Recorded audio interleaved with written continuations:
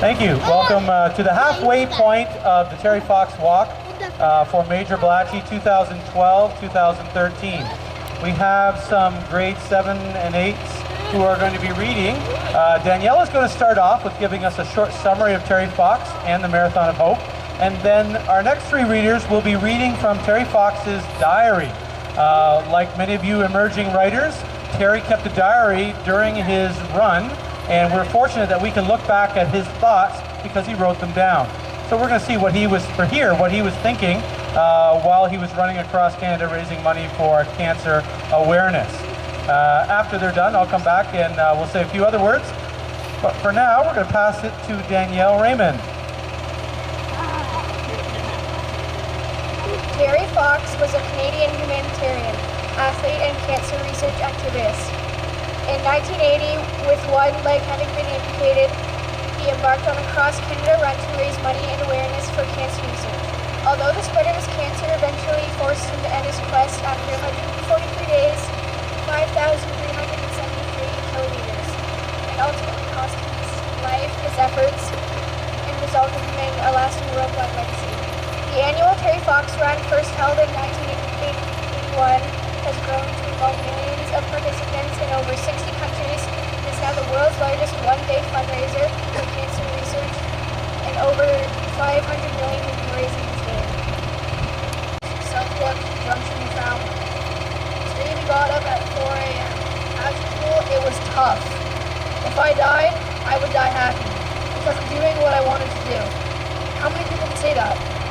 I went out and did 15 push-ups on the road and took off. I wanted to set an example that would never be forgotten. Millwood, Ontario.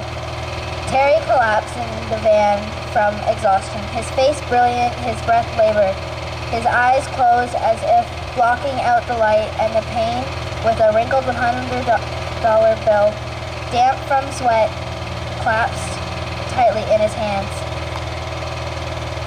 Picture of Terry Fox.